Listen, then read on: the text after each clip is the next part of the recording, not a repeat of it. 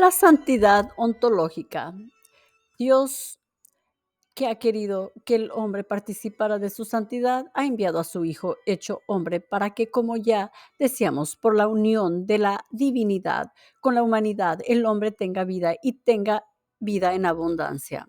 Juan 10:10. La participación en esta santidad de Dios se realiza ontológicamente por el bautismo, ya que según la fe de la Iglesia, este sacramento hace el neófito una nueva creación. Segunda de Colonicenses 5:7, un hijo adoptivo de Dios. Gálatas 4:5-7, que ha sido hecho partícipe de la naturaleza divina.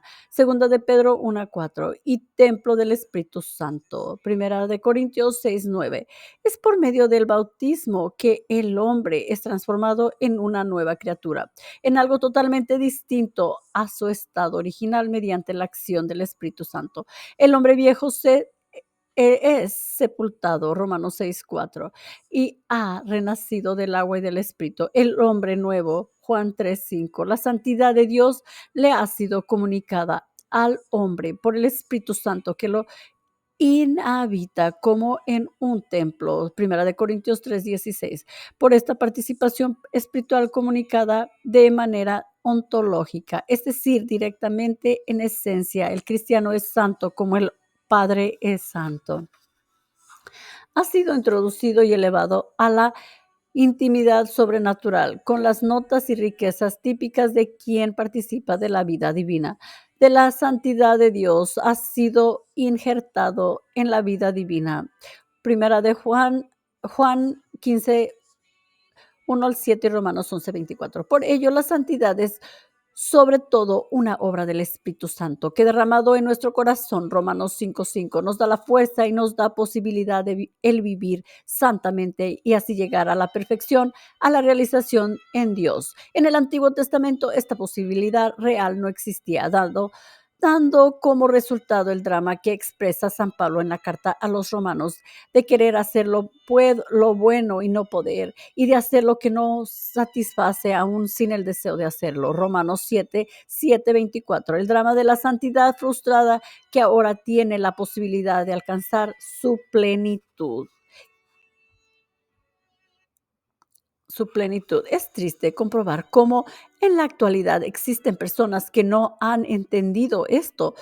Un buen ejemplo podría ser Lutero, quien quería ser perfecto y por ello se hizo monje. Vivió bajo duras penitencias, como si la santidad fuera producto de la mortificación del cuerpo y del sufrimiento irracional. Es cierto que el camino es estrecho, Mateo 7:14, y requiere renuncia, Mateos 10:37-39, pero esto no es lo que hace al hombre santo. El resultado de esta actitud es el más rotundo de los fracasos. Lutero no había comprendido que la santidad más que de carácter moral es de carácter ontológico.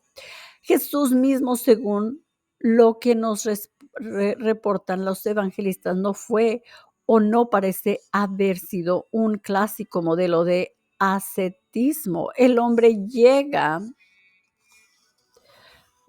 a ser santo porque Dios es santo y porque Él en su infinita misericordia ha querido que el hombre participase de su santidad. Lutero frustró su vida dentro de la Iglesia Católica no por el odio a Roma, sino por la crisis absoluta a la que la arrojó su fracaso en conseguir la santidad por sus obras.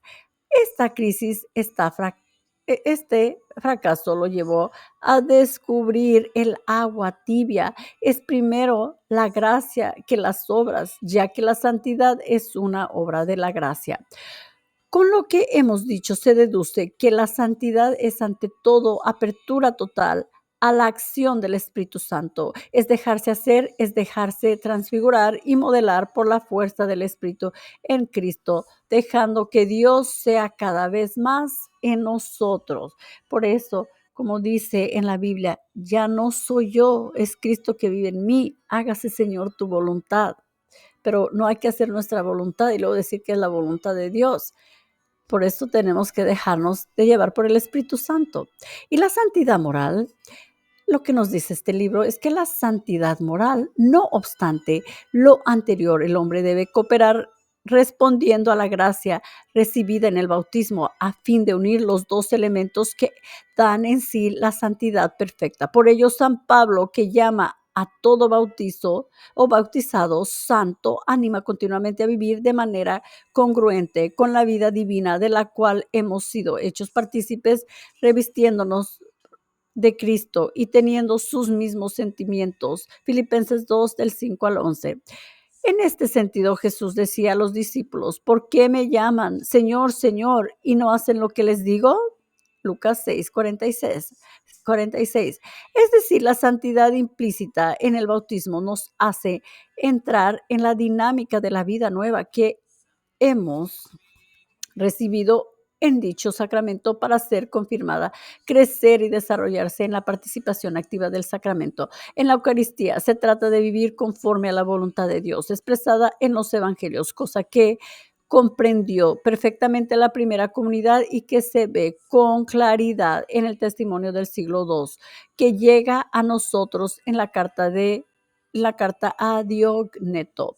La santidad se desarrolla y llega a su plenitud en la medida que el hombre coopera a que Dios sea más en él. No podemos pensar en la santidad como algo abstracto, sino más bien como algo concreto y en relación con toda nuestra vida. Por ello, ser cristiano debe tener consecuencias morales y abarcar toda la vida en todas sus áreas y aspectos, como resumiría Giardini. La santidad en el cristiano se manifiesta de la siguiente manera. Primero, ¿cómo debe de vivir un cristiano?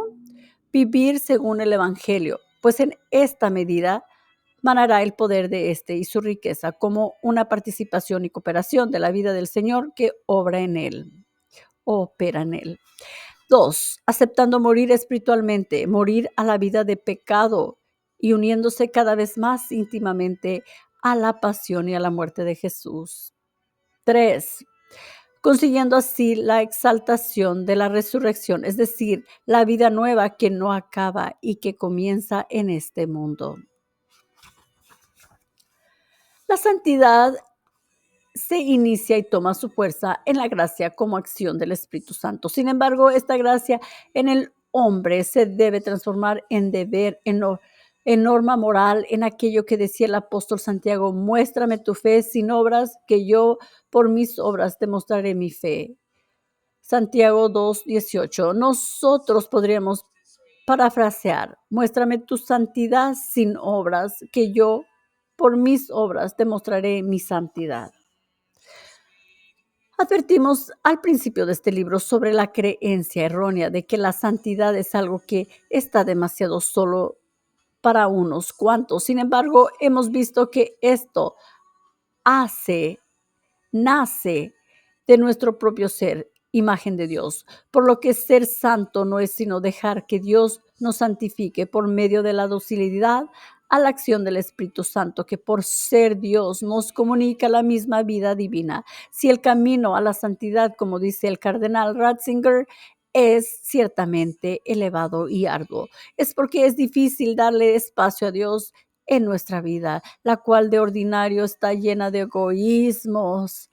Sí, la santidad es difícil, es porque es difícil vaciarse para que Dios sea más en nosotros, de manera que nosotros seamos cada vez menos. Es difícil dejar que Él crezca y que nosotros desaparezcamos.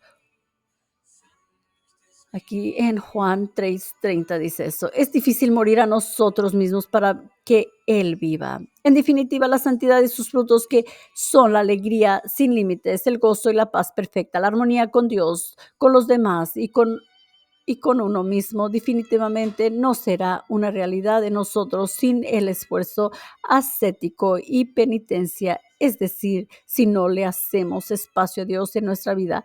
La llamada a la santidad es algo misterioso por estar en íntima relación con el misterio de Dios y por ello tiene un doble efecto en nosotros.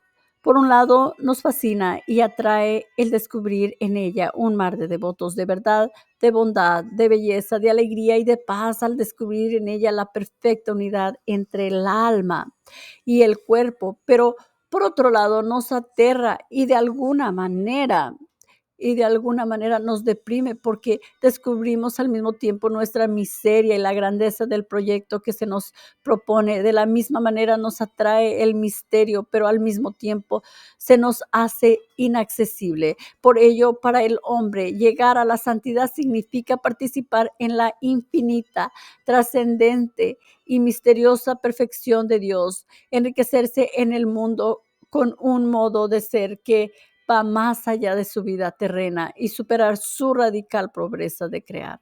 Podemos concluir diciendo que la santidad en el hombre es propiamente una participación de la santidad de Dios, que lo lleva a vivir continuamente en la paz, la alegría y que le da la felicidad perfecta. Sin embargo, esta santidad solo crecerá y producirá sus frutos en la medida que que nuestra vida concreta se haga más concorde a la de Jesús, nuestro modelo. El hombre será verdaderamente santo en la medida en que lleve una vida conforme al Evangelio, conforme a la palabra de Dios, como la llevó Jesús, cuya pasión fue hacer la voluntad de su Padre.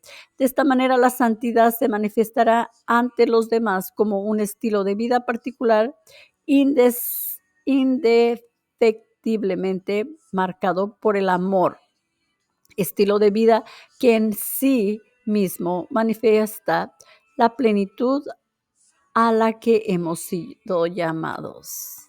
Así es de que entre más santo eres, más amor das.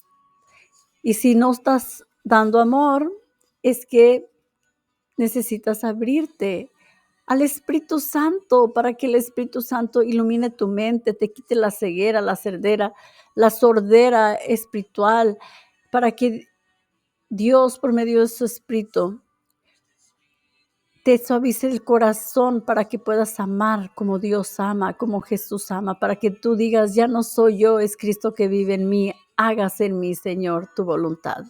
En el siguiente capítulo vamos a hablar de la espiritualidad de quiero ser santo y también el hombre, cuerpo, alma y espíritu.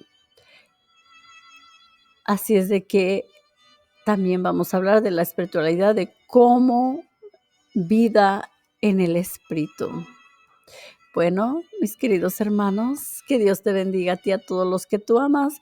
Y por favor, si me puedes hacer un favorcito, suscríbete. También puedes compartir, porque queremos que todos nuestros seres queridos sean santos, para que sean felices, para que vivan una vida llena de amor, de alegría, de paz, de amabilidad, de bondad, y para que aprendan a ser completamente felices. En esta vida, experimenten el cielo siendo santos y también, claro, en el cielo, en la eternidad. Que Dios te bendiga. Ora por mí, por mi familia, que yo siempre estoy orando por ti y por tu familia.